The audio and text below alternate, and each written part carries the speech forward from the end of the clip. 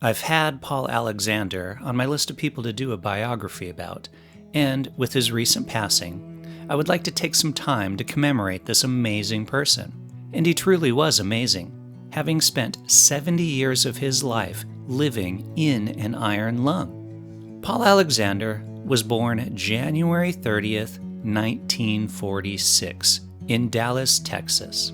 At the age of 6, during a major outbreak of polio in the early 1950s, he contracted the disease and was paralyzed, only able to move his head, neck, and mouth.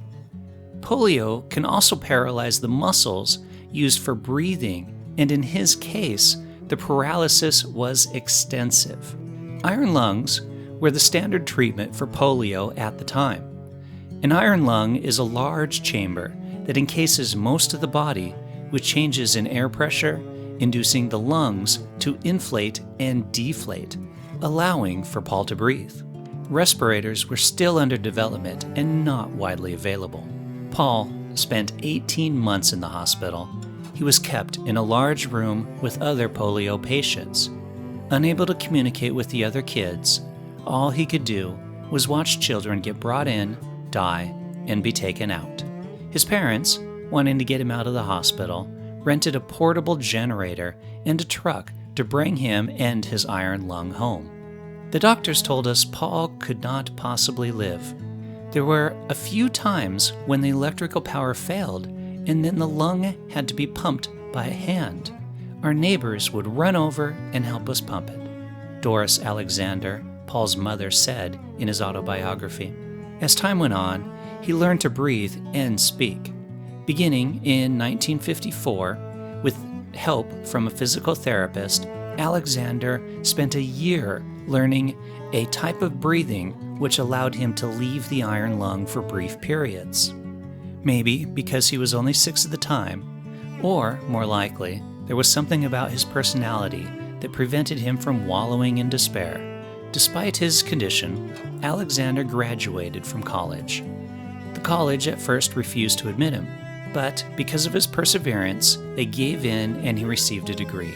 Then he attended the University of Texas at Austin, eventually earning a law degree and ran his own legal practice. He also wrote the book 3 Minutes for a Dog in 2020, detailing his life. Thanks to the decrease in polio cases, improvements in medical care, and modern respirators, iron lungs have become obsolete because of their size, lack of mobility, and the need for constant maintenance.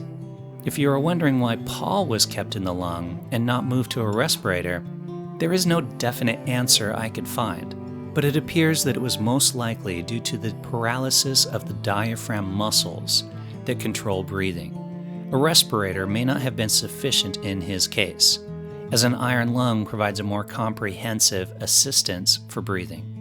Paul relied on the help of his friends to maintain his iron lung. In addition, he faced difficulties in affording health care and finding suitable housing that could accommodate his needs.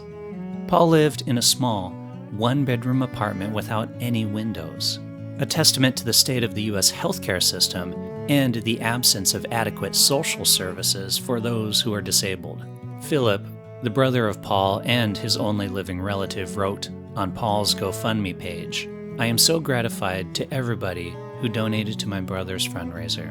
It allows him to live his last few years stress-free. It will also pay for his funeral during this difficult time. It is absolutely incredible to read all the comments and know that so many people were inspired by Paul. I am so grateful." Today, polio is rare and almost eliminated in the United States, thanks to vaccines that were developed in the late 1950s. To those who hold anti-vaccine beliefs, here is the rationale behind the necessity of vaccines. Along with Martha Lillard, who has been using the iron lung since 1953, Paul remained one of the last 2 people dependent on this technology. In March of 2023, he was officially recognized by the Guinness Book of World Records as the world's longest surviving iron lung patient. Paul Alexander was an incredible role model that will continue to be remembered.